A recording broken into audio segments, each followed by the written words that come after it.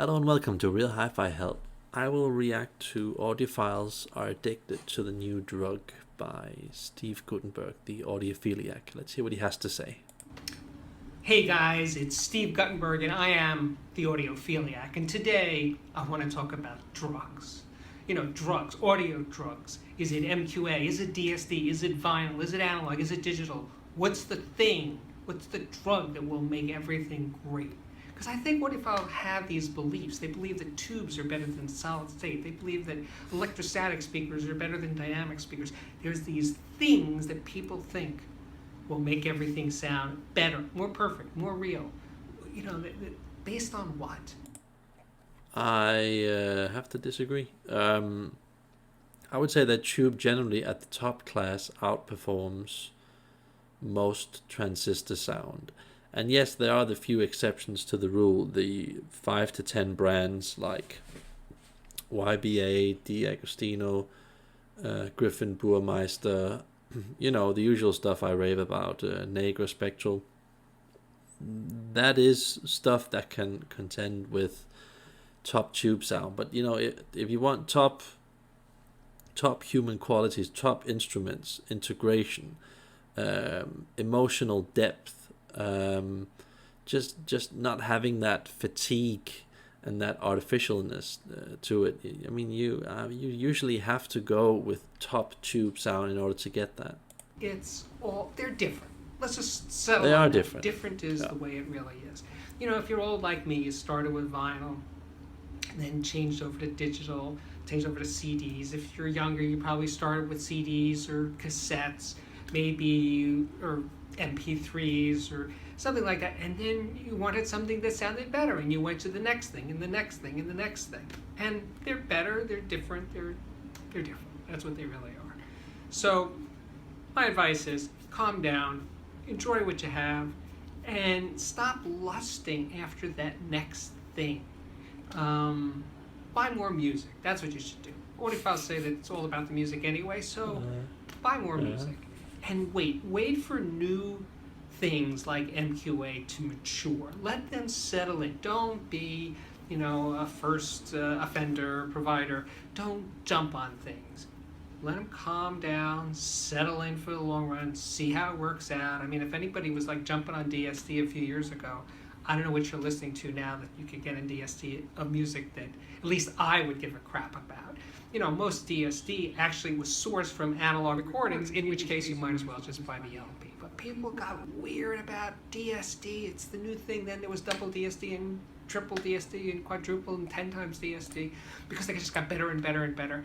And now it's like, it's yesterday's news. It's all about MQA. That is the drug of today. That is the cure-all drug. That's the silver bullet of form. MQA, DSD, all of that, no. The good stuff is almost always the traditional stuff. 16-bit CD, that is, I would say, the best format. But with the big caveat of you have to have some really extremely good gear in order to listen to it before it becomes great. So yeah, everybody's kind of right, you know. MQA, DSD, it sounds really good, and it might seem as the best thing, but you know, it belongs in a reality where you have certain type of gear at the bottom, you know, going towards the bottom of the scale, and there you need that kind of sound for that to sound good. So yeah, everything's kind of relative depending on where you are, where you've been, how you're testing it. So we're all kind of right, you know. Steve's kind of right, I'm kind of right, we're all kind of right. Formats right now is MQA. Although I will say the one thing that MQA has going for it is that it is more or less free. You can subscribe to Tidal and it's part of your subscription. You can hear all of your favorite music that they have, at least in high res in MQA, without spending more than a standard Tidal subscription. So that's actually pretty cool. Oh, I just want to totally disagree with that. Tidal, Spotify, iTunes, whatever they're called, whatever they're going to be called in the future, they are not good, period. Yes, they may provide a lot of value, and a lot of people that haven't got a lot of money and they can't afford to buy their own music, I get it. I also had stuff like that to start with. But you can't really dig very deep into the sound. You know, there's a lot of manipulation with those recordings, because they don't just take a CD and then they rip it down to a hard disk. They usually use some normalization techniques and other effects when they get that music down and store that music. So I don't like that, and I don't like having to listen to things through my router and through a streamer that is at bad quality, and that really degrades the whole Spotify title experience. Having Wi-Fi activated degrades it. Bluetooth degrades it. It's not optimal, but I get it. You know, some people have to listen to music at a certain level, and that's what you then do, and fine.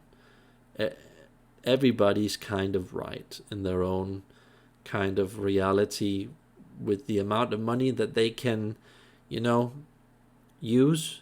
And you can always look at anybody and say, you could do it better in this way or that way, or you can go in this direction, and this is bad, this is good, and yeah, it's kind of endless. So I kind of get where he's going with this. So you can get the new drug at new, lower prices. So the price of drugs is coming down. I'll end it on that. Drugs have been too crazy, too expensive. High-res downloads kind of obscene sometimes. So now, don't worry about that anymore. Tidal with MQA, and supposedly Deezer's coming with MQA. Spotify's been talking about MQA forever. So here's a new format that you don't have to invest in new discs or files or something to hear what all the fuss is about. Let's end on that happy note. Anyway. Yeah, I mean, good hi-fi is like a drug. Trust me.